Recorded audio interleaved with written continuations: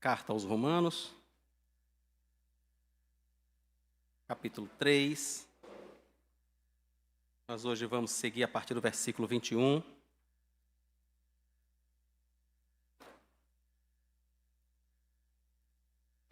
Romanos 3, a partir do versículo 21.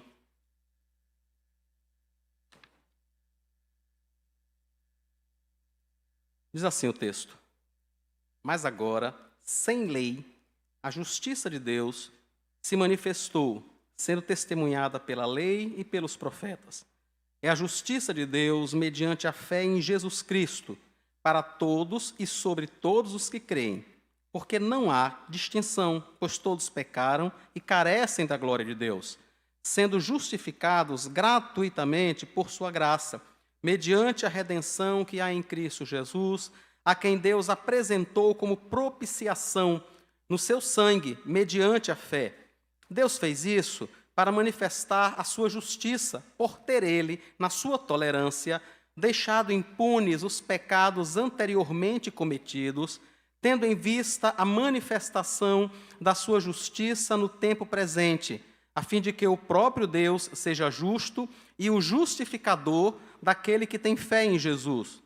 Onde fica, então, o orgulho? Foi totalmente excluído. Por meio da lei, a lei das obras? Não, pelo contrário, por meio da lei da fé. Concluímos, pois, que o ser humano é justificado pela fé, independentemente das obras da lei. Ou seria Deus apenas Deus dos judeus? Será que não é também Deus dos gentios? Sim, também dos gentios, visto que Deus é um só, o qual justificará o circunciso a partir da fé e o incircunciso por meio da fé. Anulamos, então, a lei por meio da fé? De modo nenhum, pelo contrário, confirmamos a lei. Vamos orar ao Senhor, irmãos. Senhor, por graça e misericórdia, não permita que eu fale aquilo que não glorifica ao Senhor, aquilo que não te exalta e que não é a vontade do Senhor que a tua igreja ouça. Que somente o Senhor seja glorificado e honrado neste lugar, que a glória seja dada apenas ao teu santo nome, pela exposição fiel da tua palavra. Nós te oramos no nome de Jesus. Amém. Tem dois tipos de seriados que eu gosto muito. Um é de tribunais, né? E o outro, esses que se passam em hospitais. Eu acho que tem uma coisa que acontece nos dois e que me atrai um pouco. É o modo como, inúmeras vezes, né? Parece que está tudo perdido. Vocês já viram seriados assim, né? Parece que está tudo perdido, parece que não tem jeito para aquela causa na justiça, não tem jeito para aquela pessoa que está sendo julgada.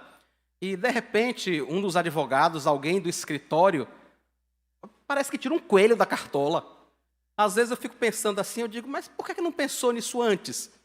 E eu mesmo respondo, né? Como é que ia ter seriado se ele pensasse antes? Não, mas ele não tem essa sensação de que parece que chega no último momento, e aí alguém tem uma ideia e diz, rapaz, mas existe essa lei, existe essa jurisprudência, existe esse modo. Isso acontece também com os seriados médicos, né? Às vezes tem pessoas que estão praticamente desenganadas. E é no meio de uma conversa, às vezes de um bate-papo informal com alguém da equipe, que surge aquela ideia, rapaz, poderia ser assim, poderia ser daquela forma, né? Quando estava lendo aqui, Romanos, é mais ou menos essa situação que eu acho que o homem se encontra. Aqueles irmãos que têm acompanhado a exposição da carta de Paulo aos Romanos, percebe a situação em que o homem se encontra. Paulo vem desde o capítulo 1 dizendo que todo mundo, irmãos, toda e qualquer pessoa é culpada diante de Deus, porque Deus se revelou pela natureza e essa pessoa, olhando para a natureza, olhando para a criação, não reconheceu que há um Deus e não o adorou. Ele vai um pouco mais adiante, na sequência dos capítulos, e ele diz, olha, mesmo aquele que se sente alguém que está acima da média, uma pessoa que talvez fosse um moralista, né? Alguém que cumpre todos os seus deveres, paga as suas contas em dia, que não desrespeita ninguém, que é um excelente cidadão, um bom pai de família. E ele diz, mesmo essa pessoa, ela sabe que no tribunal da própria consciência, não precisa ser no tribunal de Deus, não. No tribunal da própria consciência, ela sabe que ela não é perfeita. Ela sabe que ela é reprovada em algum momento, que ela falha em algum momento. O judeu que recebeu de Deus a lei, né, que recebeu de Deus os mandamentos escritos, a quem Deus fez as promessas, a quem Deus deu a aliança. E quando nós falamos da aliança, nós estamos falando daquele sinal da circuncisão, né? Todo menino judeu, ele era circuncidado ao 8º dia, como um sinal de que ele faz parte do povo de Deus. Com o passar dos anos, essas pessoas começaram a colocar toda a sua esperança naquele ato, naquela circuncisão, e foram gradativamente se afastando de Deus. Seria mais ou menos, irmãos, como se a gente colocasse toda a nossa esperança na família que nós temos. Não, eu nasci num lar evangélico. Meus pais são evangélicos, meus pais são presbiterianos, são batistas, são metodistas, são assembleianos ou qualquer outra dessa. Meus pais são da igreja, meus avós eram da igreja, meus bisavós eram da igreja. Eu estou na igreja desde que eu nasci, eu praticamente nasci na igreja. Minha mãe saiu do culto à maternidade, alguma coisa assim. E algumas vezes, com o passar dos anos, essa pessoa entende que ela é salva por conta desse histórico, que ela não precisa fazer muita coisa, porque, rapaz, ela tem uma linhagem familiar muito grande de gente que vive na igreja, de gente que é pastor, que é presbítero, que é missionário, que toca, que prega, que ensina, que vive na igreja. O judeu estava nessa situação, irmãos. Eles se confiaram na circuncisão, na cabeça deles era mais ou menos assim: eu não fui circuncidado, o que é que eu preciso fazer mais? E muito da vida deles religiosa se tornou apenas mero ritual. Eles não iam a um encontro com Deus, eles só iam para a igreja. Eles não iam prestar culto, irmãos. Eles apenas iam porque não queriam ficar em casa. É domingo, eu não vou ficar em casa sozinho. Todo mundo que vai, eu vou também. Eu vou ficar fazendo o que aqui? Então, inúmeras e inúmeras vezes, os judeus se comportaram assim. A vida deles acabou se transformando, a vida espiritual, né? A vida religiosa, acabou se transformando apenas em ritualismo. E aí Paulo diz: olha, vocês com esse ritualismo, isso não tem força contra o pecado. Você não consegue vir à igreja de forma apenas ritual, apenas para cumprir um mandamento, apenas para seguir alguém, apenas porque as pessoas vão. Você não consegue fazer isso e amanhã, na segunda-feira, ter poder espiritual para rejeitar a proposta indecente de alguém que quer fazer uma maracutaia no seguro do seu carro para ficar mais barato. Não, olha, o valor do prêmio é esse. Mas se você disser que tem garagem, tanto no seu trabalho, quanto na sua residência, já cai um pouco. Não, no meu trabalho eu não tenho. E aí, mas assim, alguém vai saber? Irmãos, quem tem uma vida apenas de ritual, ele não tem poder na segunda-feira para chegar para o corretor de seguros e dizer: não posso dizer isso. Eu não tenho uma garagem no trabalho. Eu não tenho uma garagem em casa, eu só tenho uma vaga e o carro da minha esposa dorme lá e o meu dorme na rua. Entende? O ritualismo não dá essa força, esse poder espiritual, essa modificação para que nós sejamos crentes na segunda-feira. Era isso que acontecia com o judeu. Ele era circuncidado, ele estava na sinagoga no sábado, mas ele não tinha relação com Deus. Tanto que quando Cristo, chega na sinagoga e começa a curar, os fariseus ficam criticando ele porque ele cura um homem com a mão mirrada. E ficam dizendo assim: rapaz, você tem 7 dias para trabalhar, por que você vem fazer isso aqui hoje? Eles estavam brigando porque ele estava restaurando a saúde de uma pessoa. Dá para imaginar o que é ritualismo? Era essa a vida que eles tinham. E aí na semana passada nós vimos que Paulo usa palavras não muito bonitas, para descrever a situação do ser humano. Ele diz: olha, o ser humano, a sua garganta, na realidade, é como um sepulcro aberto. Ela fede, ela cheira muito mal. A sua língua tem veneno de cobra.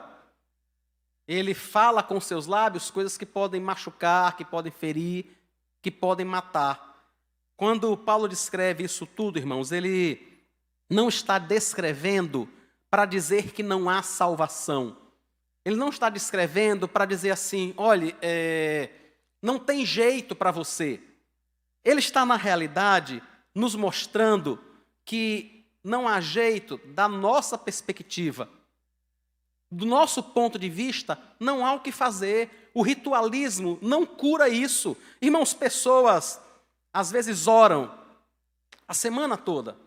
Elas oram, elas leem a Bíblia, mas não há mudança na vida delas. E elas ficam pensando, por que é que isso acontece? Por que é que eu oro? Por que é que eu leio a Bíblia? Por que é que eu vou para a reunião de oração? E não há mudança na minha vida espiritual. Porque mesmo essas coisas, inúmeras vezes, são apenas rituais. Irmãos, quando eu e você paramos para orar de manhã, de tarde, de noite, não sei a hora que cada um de nós faz isso, né? Quando nós paramos para fazer isso, nós estamos tendo um encontro com uma pessoa. A gente não está simplesmente orando porque orar faz bem. Porque se a gente orar, a gente vai mentir menos.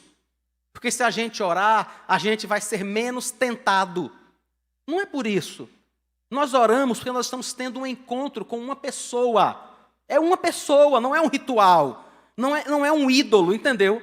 Não é uma coisa de madeira que você apresenta o seu sacrifício. Olha, Senhor, eu na realidade queria já ter saído para o trabalho. Mas eu vou gastar um tempinho aqui orando, falando com o Senhor, para o Senhor resolver aquele problema lá no trabalho, que o negócio ali está meio tenso. Entendeu? Então assim, eu não vou sair logo não. Eu vou passar um tempinho aqui orando, buscando ao Senhor. E o Senhor, em nome de Jesus, me dê um jeito naquele negócio lá. Irmãos, isso é macumba. Sabiam disso? Isso é magia. Isso não é comunhão com Deus. Isso é ritualismo.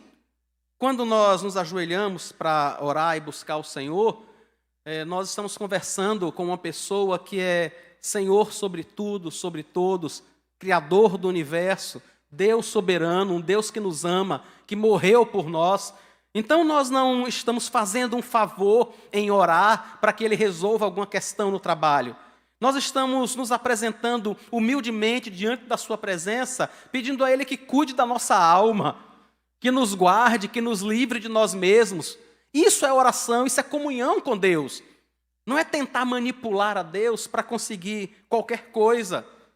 Não há jeito para nós, irmãos. É isso que Paulo está dizendo.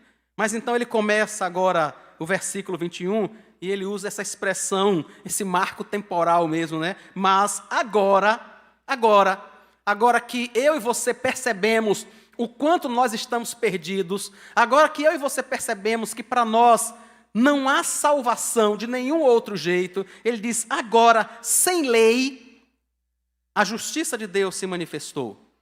A justiça de Deus que ele está se referindo aqui, irmãos, é o modo como Deus exige que os homens se comportem. Ele está falando da santidade de Deus, da justiça do Senhor. Ele está dizendo, olha, a justiça de Deus agora está se manifestando porque isso está acontecendo agora sem nenhuma lei. A lei que ele está se referindo, em especial, ele está fazendo uma referência ao decálogo, né? Aos 10 mandamentos, à lei moral. Ele está dizendo, olha, nenhum homem conseguiu cumprir a lei. Nenhum homem conseguiu cumprir os mandamentos. Nenhum de nós pode chegar diante de Deus e dizer assim, Senhor, o Senhor pode me levar para o céu, porque do 1º ao 10º mandamento eu cumpri todos. Não faltou um. É isso que Paulo está dizendo. Nenhum de nós tem condições de fazer isso. Então, sem essa condição, se manifesta agora o modo como Deus vai justificar o homem. E ele diz, olha, essa justiça está sendo testemunhada pela lei e pelos profetas. Se você usa essa versão da Bíblia que a gente está usando aqui, a Nova Almeida atualizada, vocês vão ver que a primeira palavra lei, aí no versículo 21, ela está com L minúsculo, e a segunda palavra lei, ela está com L maiúsculo. Essa do L maiúsculo, ele está fazendo uma referência a todo o escrito do Antigo Testamento. Lei lei e profetas se refere a todo o material que o judeu tinha naquele momento, de Gênesis a Malaquias.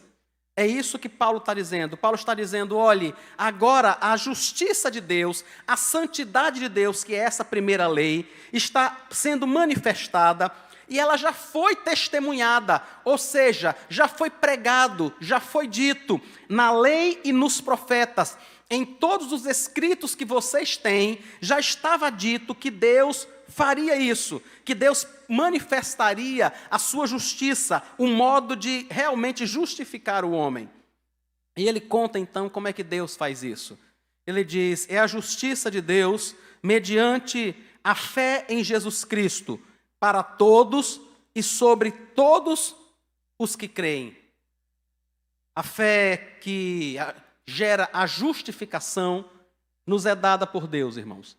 Nem eu, nem você, ninguém, em nenhum momento, foi justificado diante de Deus porque cumpriu tudo o que queria, tudo o que deveria fazer. Não sei se vocês lembram do Senhor Jesus lá em Lucas, é um texto, inclusive, muito duro, né? Ele diz assim, olhe, depois de você tiver feito, depois que você tiver terminado de fazer tudo o que você devia fazer, diga assim, eu sou um servo inútil. Porque eu não fiz mais do que a minha obrigação. Eu não fiz mais do que eu deveria fazer. Ou seja, por mais que eu e você façamos, nunca será suficiente para sermos aceitos diante de Deus pelo que nós fazemos. Como é então que Deus resolve essa questão de pessoas como nós que estamos condenados na justiça, que estamos desenganados pela medicina, para pessoas que realmente não têm jeito? Ele diz, é a justiça de Deus mediante a fé em Jesus Cristo para todos os que creem. Como é que essa justiça de Deus está se manifestando agora?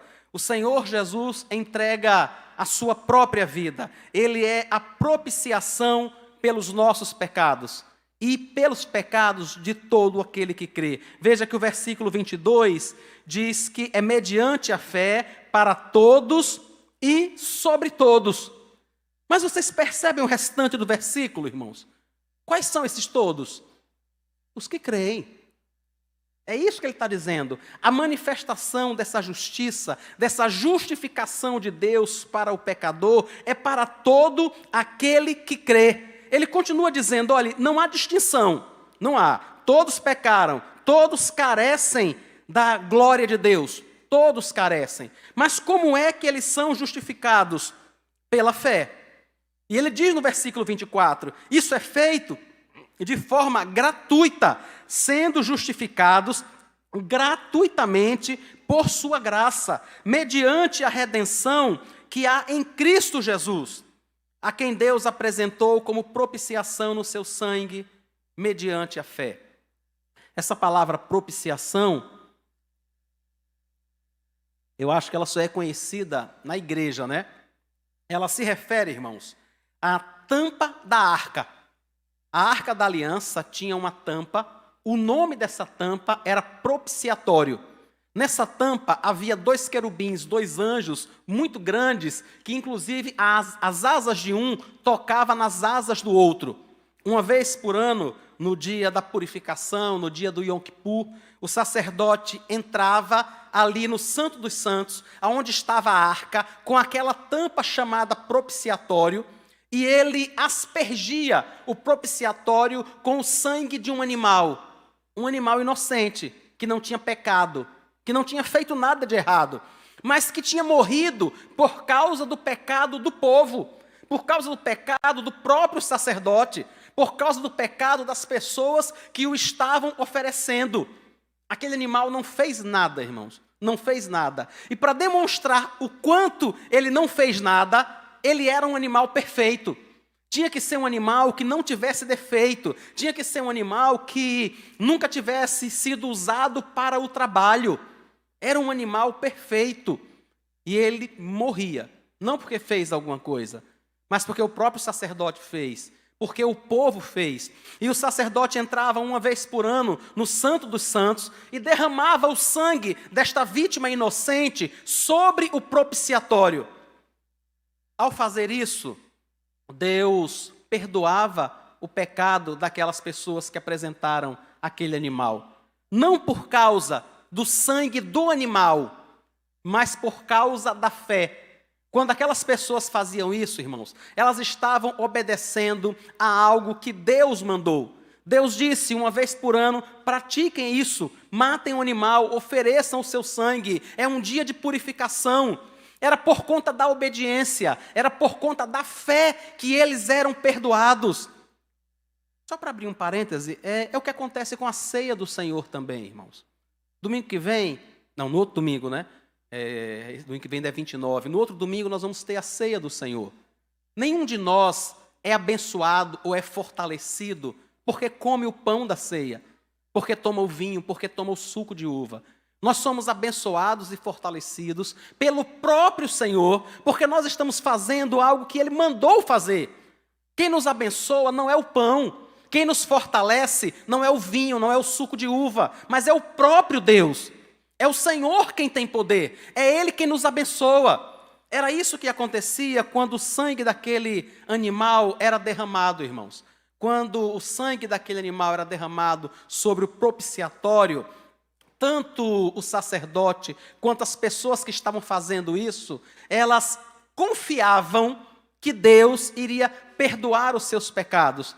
E Deus perdoava mesmo, com base na obra que Cristo ainda haveria de realizar no futuro. Era a fé daquelas pessoas que fazia com que elas fossem perdoadas. Deus dizia, olhe, você pecou, sacrifique um animal, uma vez por ano, participe desse ato e o seu pecado vai ser perdoado. Alguém poderia dizer assim, eu não acho que isso sirva para nada não. Não acho não, não acho que tenha nenhuma relevância fazer isso não. E não fazia e pronto. Mas aqueles que faziam, aqueles que obedeciam a Deus, aqueles que tinham fé naquilo que o Senhor Jesus estava dizendo, os seus pecados eram perdoados. E o Senhor fazia isso, toda a carta aos Hebreus vai esclarecer isso para a gente, por conta do sacrifício que Cristo ainda iria realizar. Por isso Paulo diz que agora essa justificação que eu e você recebemos de Deus, ela acontece por meio da fé. Ela acontece pela fé que eu e você temos em Cristo Jesus. É isso que ele está dizendo no versículo 25. Deus apresenta Cristo como propiciação pelos nossos pecados. É o sangue de Cristo que é derramado pelos nossos pecados. E nós somos perdoados quando acreditamos nisso. Quando a fé é gerada no nosso coração. Você já deve ter ouvido, eu também já ouvi, né? Pessoas dizerem assim, rapaz, você pintou e bordou a vida toda. Você fez um monte de coisa. Aí agora você vai para a igreja e pronto, agora você vai para o céu.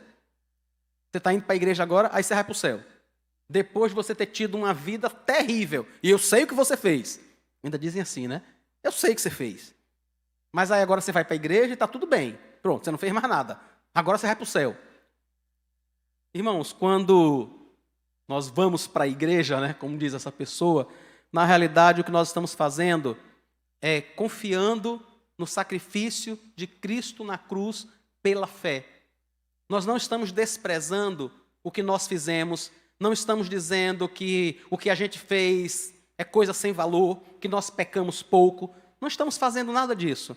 O que nós estamos dizendo é que nós cremos no sacrifício do Senhor Jesus. Por que é que nós estamos aqui hoje? Apenas pela fé, irmãos.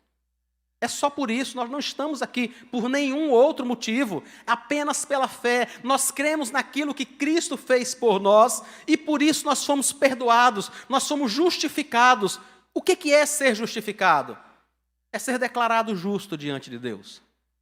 Quando nós, pela fé, cremos no sacrifício de Cristo, não há uma mudança, irmãos, na nossa essência. Não é derramado sobre nós algum tipo de poder, alguma coisa infundida em nós. Isso não acontece. A justificação é uma declaração solene diante de Deus. ele não deve mais nada. Não deve porque foi pago. É apenas por isso. Porque o sangue de Cristo foi derramado. O pecado, o salário do pecado, como nós vamos ver no capítulo 26, versículo 23, o salário do pecado é a morte. E sim, houve uma morte. A morte de Cristo. É por isso que nós podemos ser aceitos diante de Deus. É por isso que nós somos justificados diante de Deus. É por isso que não devemos mais nada. Porque Cristo morreu na cruz. Deus fez isso, diz ele no versículo 25, para manifestar a sua justiça, por ter ele, na sua tolerância, deixado impunes os pecados anteriormente cometidos, tendo em vista a manifestação da sua justiça no tempo presente, a fim de que o próprio Deus seja justo e o justificador daquele que tem fé em Jesus. A Bíblia diz, irmãos, para nós, a palavra de Deus nos diz que ninguém pode chamar o justo de injusto. Ninguém deve chamar o errado de certo. Nós não devemos fazer isso, irmãos. Em especial, com relação aos nossos filhos, aos nossos cônjuges, aos nossos parentes. Inúmeras vezes nós temos a mania horrível, né, de dizer que aquilo que os outros fizeram é terrível, mas aquilo que meu esposo fez, não. Ele tinha razão. Aquilo que as outras crianças fizeram é algo terrível. É porque elas são mal educadas, é porque elas não têm pai. Aquilo que os nossos filhos fizeram, não. Ele não é assim, ele é um bom menino. Ela é uma excelente menina. Não sei o que foi que ela viu. Não sei o que foi que aconteceu com ela. Nós não podemos chamar o errado de certo. Nós não podemos chamar o injusto de justo. E nem Deus faz isso. Por que é então que ele pega pessoas como nós e diz que nós somos justos, que nós não devemos nada? Porque Cristo morreu na cruz para pagar o preço dos nossos pecados. Ele não está simplesmente fazendo como nós algumas vezes já fizemos com os nossos filhos, passando a mão sobre a cabeça. Não tem essa expressão que a gente usa para dizer que nós não agimos como deveríamos agir? Que nós não ensinamos, que nós não disciplinamos, mas nós simplesmente passamos a mão na cabeça.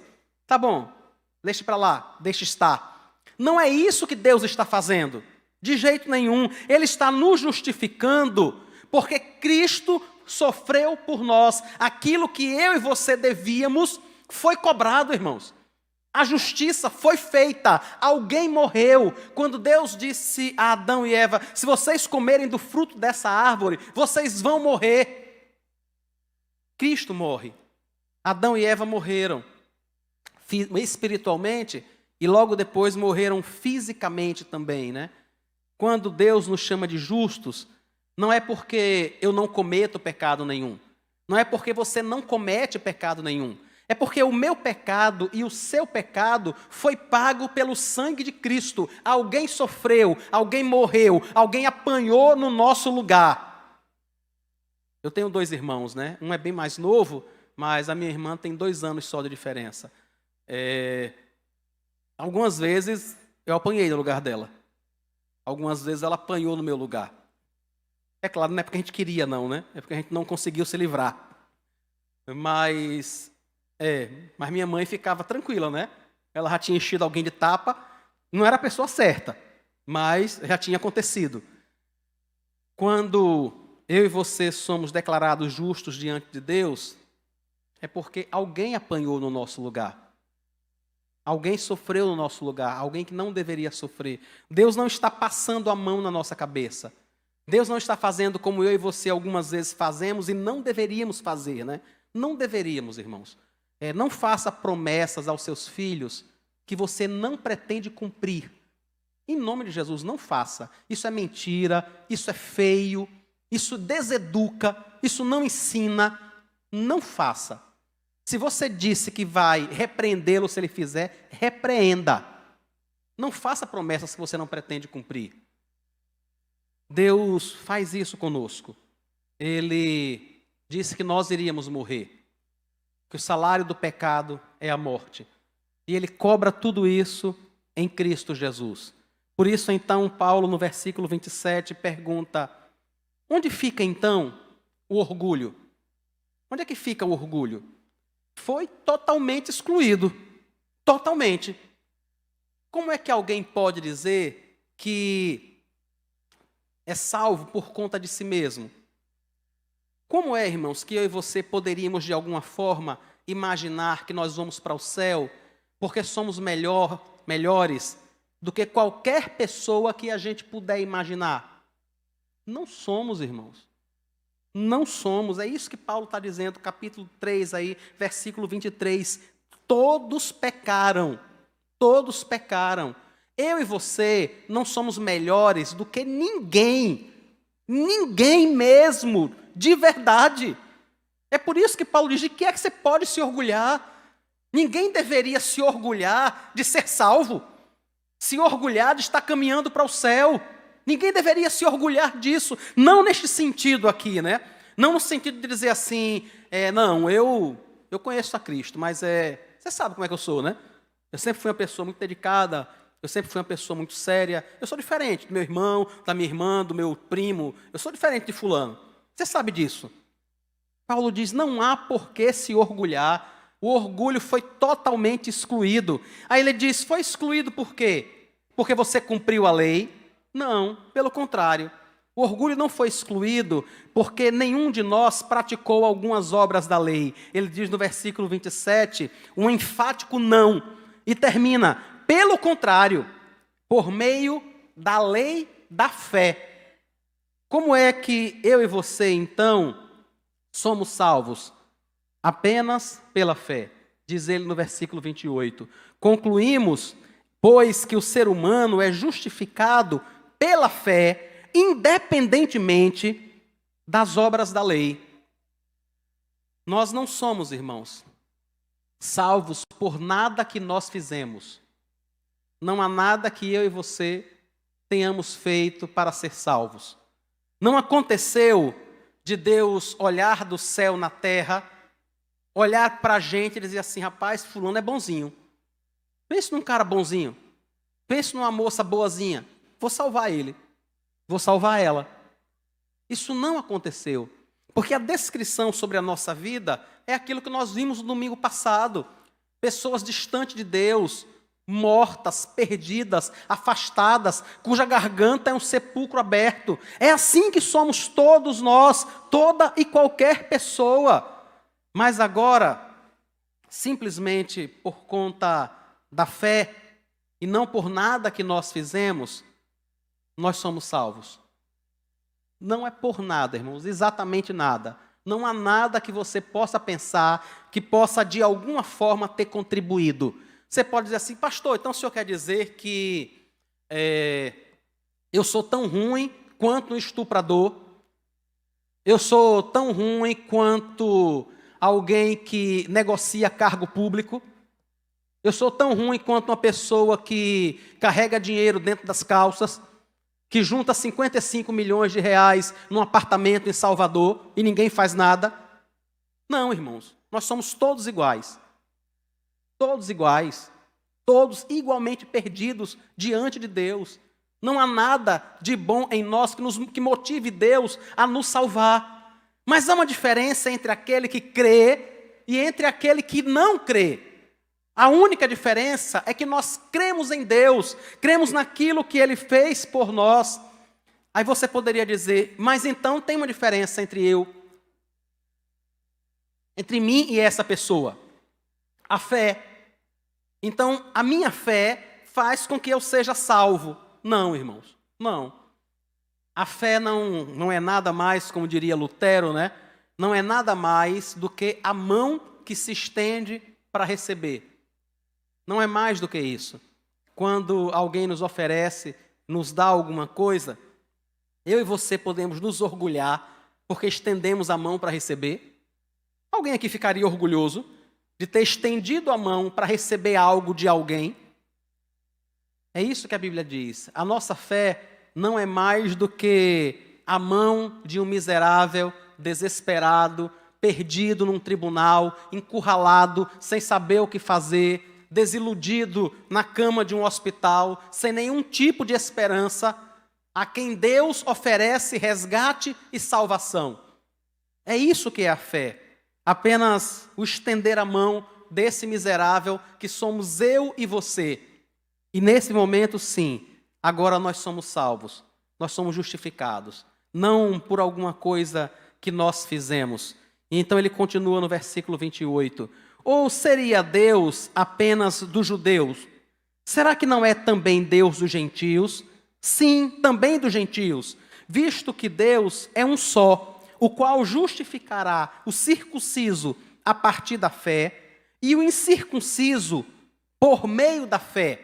O que ele está dizendo, e Paulo está escrevendo, irmãos, para uma igreja na capital do império, em Roma, onde havia um número grande de judeus que morava ali e que congregavam naquela igreja, e havia pessoas que também não eram de origem judia, eram os chamados gentios, que também congregavam ali. Então Paulo está escrevendo para essa igreja mista, e ele diz assim: olhe, ninguém aí vai ser salvo porque é judeu, ninguém aí vai ser salvo porque não é judeu, ninguém aí vai ser salvo por nada que fez, nada disso, porque Deus salva aquele que é judeu e aquele que não é judeu.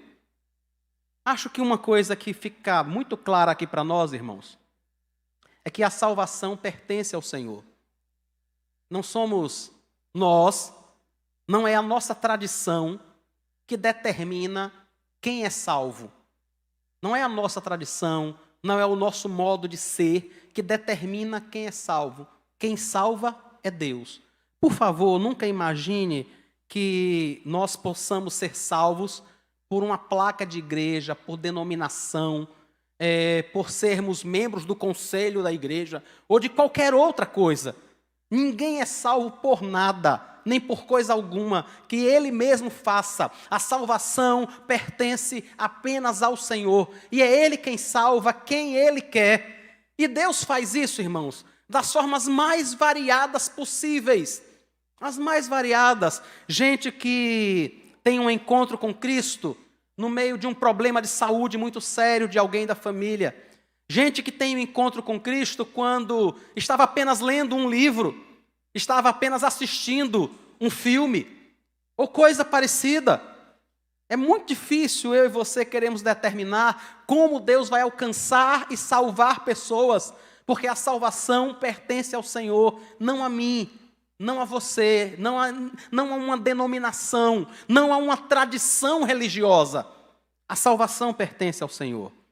Mas há uma coisa que é preciso ser notada também, irmãos. A salvação não vem por nenhum tipo de tradição religiosa. Mas um salvo, ele estará inserido no corpo de Cristo, na vivência do corpo de Cristo. O natural, o normal, é que alguém que foi alcançado pela salvação conviva com outros salvos, esteja junto com o povo de Deus. Não tem acontecido, não é o normal que pessoas salvas que conheçam a Cristo vivam um cristianismo solo. Um cristianismo seu, sabe? Que ele estabelece as regras, que ele estabelece a forma que tem que ser, que ele estabelece o horário que ele tem que cultuar, o que ele não tem que cultuar, a forma que ele vai cultuar, o lugar que ele vai cultuar. Quando nós somos salvos, nós somos inseridos pelo próprio Deus em uma parte do corpo de Cristo, que pode ser congregada aqui ou em qualquer outra igreja, ou em qualquer outro local que sirva ao Senhor.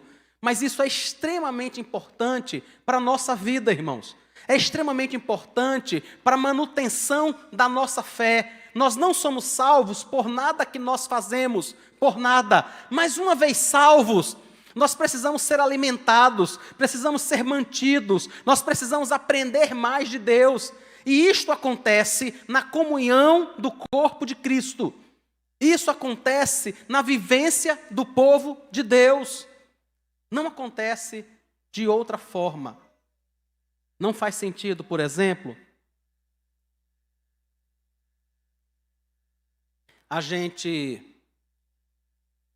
levar nosso filho, levar nosso cônjuge, nosso esposo, nossa esposa, à igreja, e ele aceita Cristo, e aí depois disso a gente não aparece mais. A gente usa os domingos para qualquer outra coisa. menos para congregar, menos para cultuar ao Senhor, menos para estudar a sua palavra. Depois de alguns meses, a gente conversa com alguém na igreja e diz assim: por que você não ajuda meu marido a ser crente? Por que você não ajuda minha esposa a ser crente? Por que você não ajuda meu filho a ser crente?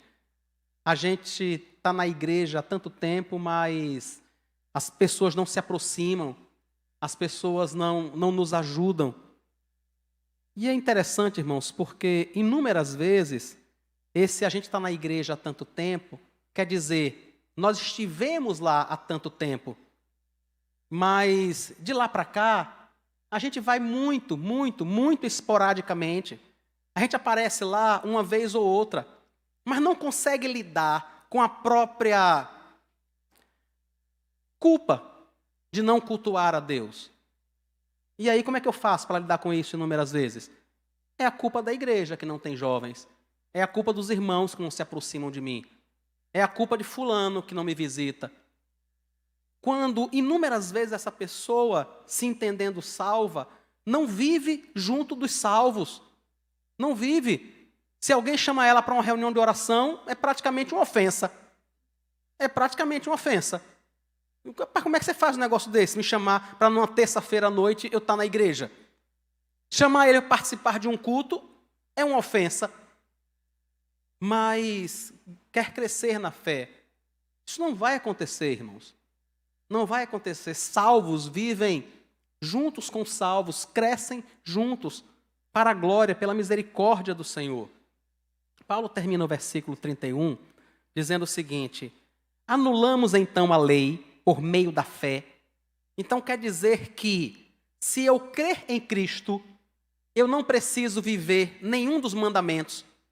Eu não preciso me importar com a vontade moral de Deus para a minha vida.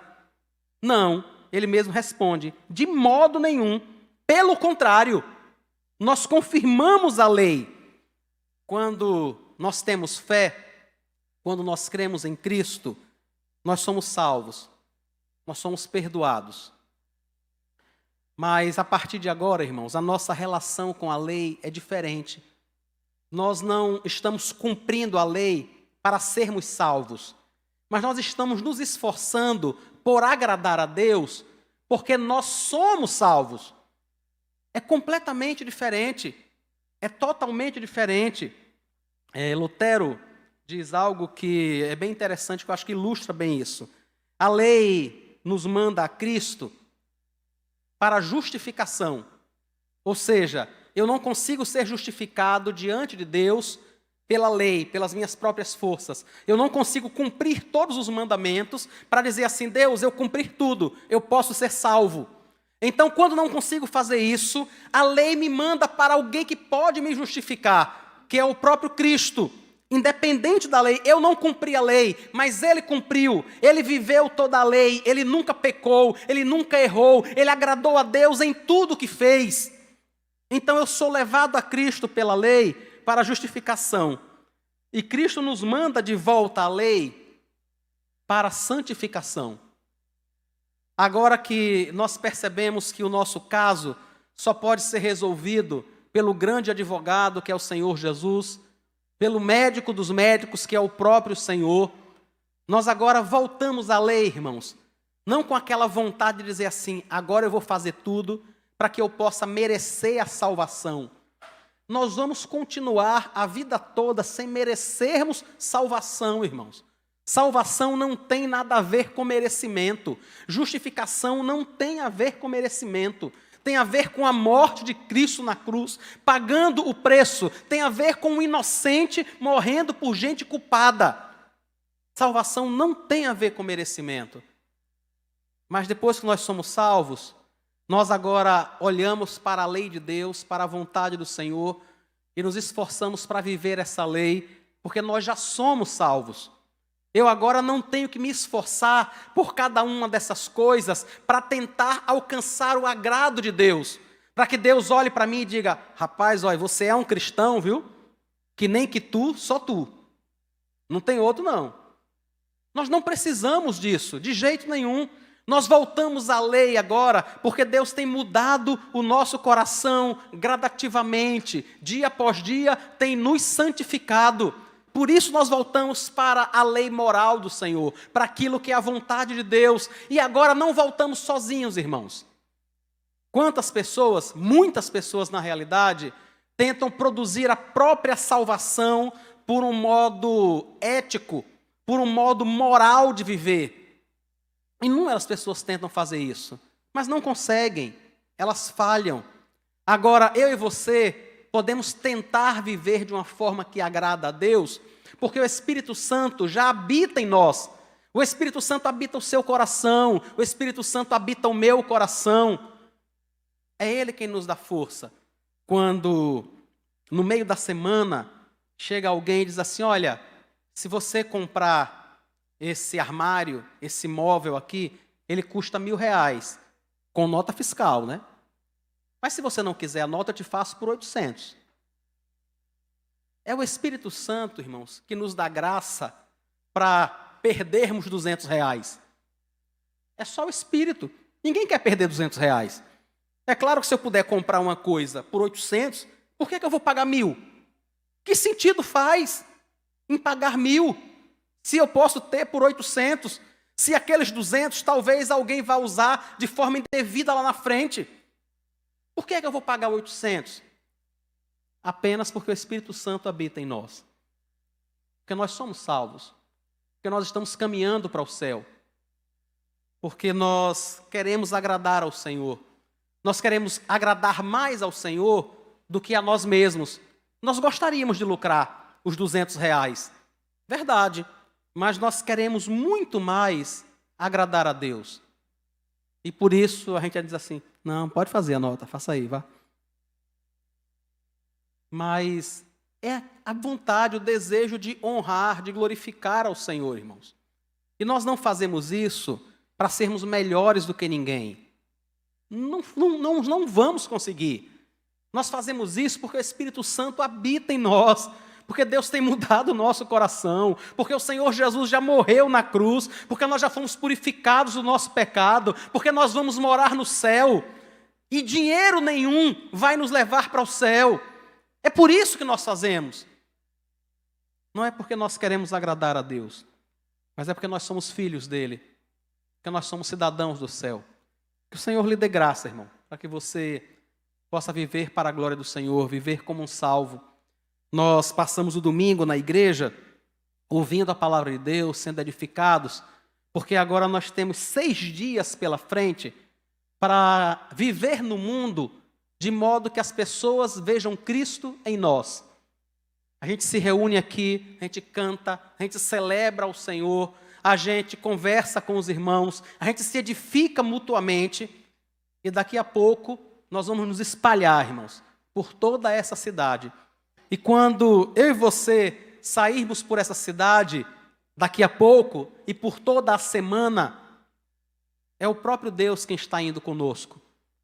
Quando nós chegarmos no nosso trabalho amanhã, as pessoas vão saber que o Espírito de Deus está ali, por causa de mim e por causa de você.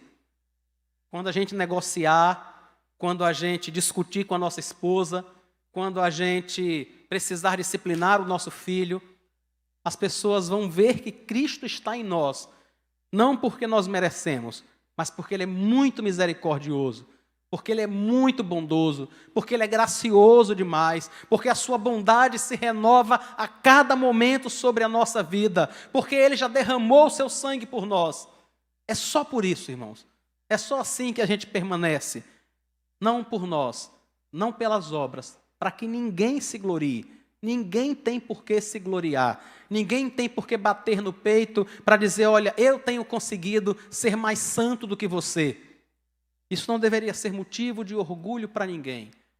Nós precisamos estar em Cristo, constantemente, nos humilharmos diante do Senhor, reconhecermos o quanto nós não merecemos, o quanto nós falhamos, o quanto nós erramos, mas, apesar de tudo isso, o quanto nós somos amados por Deus por causa de Cristo, não por causa do que nós fizemos, mas por causa do que Cristo fez por nós. O quanto nós somos amados por Deus, porque Cristo não entrou no Santo dos Santos levando o sangue de uma vítima inocente, de um animal, mas Ele entrou no santuário perfeito, no céu, levando o seu próprio sangue para apresentar diante de Deus por mim e por você.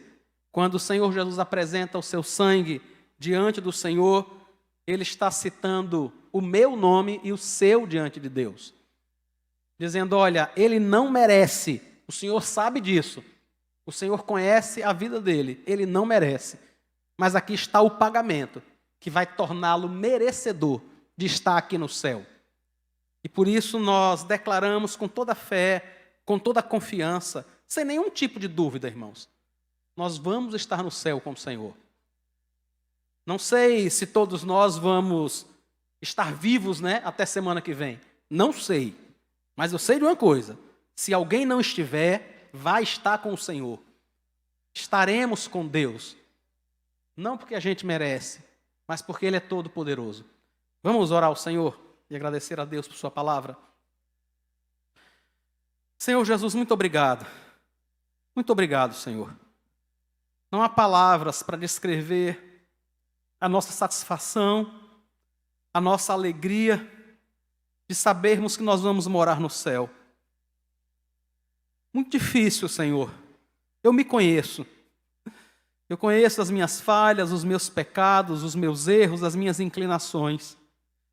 O Senhor conhece muito mais do que eu, a mim e aos meus irmãos também. O Senhor sabe que se olharmos para nós, inúmeras vezes nós vamos ficar desesperados, porque nós somos pecadores mesmo. Mas o Senhor é misericordioso e bondoso. É por isso que nós olhamos para o Cordeiro de Deus que derramou o seu sangue na cruz. É por isso que nós agradecemos ao Senhor pelo sacrifício que nos purificou, que nos tornou justos diante de Ti. Nesta noite, Pai, esta igreja agradece ao Senhor. Muito obrigado, Deus. Muito obrigado pelo sacrifício que nós não poderíamos fazer. Muito obrigado porque o Senhor fez por nós algo que estava completamente fora do nosso alcance. Mas o Senhor fez isso para a glória e louvor do Teu santo nome. Muito obrigado, Senhor. Nós aguardamos o dia, Deus, em que nós vamos agradecer ao Senhor por toda a eternidade. Daqui a pouco a nossa vida aqui no mundo vai acabar e nós vamos estar diante de Ti. E nós nos alegramos, Deus, porque por toda a eternidade, todo momento e a toda hora, nós vamos olhar para o céu, nós vamos olhar para as maravilhas da eternidade, nós vamos estar com Abraão, com Isaac, com Jacó, com Davi, nós vamos estar com todo o povo de Deus, e eternamente nós agradeceremos ao Senhor, porque nós nunca vamos merecer estar ali, mas nós nunca sairemos daquele lugar. Isso é algo maravilhoso e incompreensível para nós, mas nós somos gratos ao Senhor, porque esta é a verdade. Nós então te oramos agradecidos no nome de Jesus. Amém.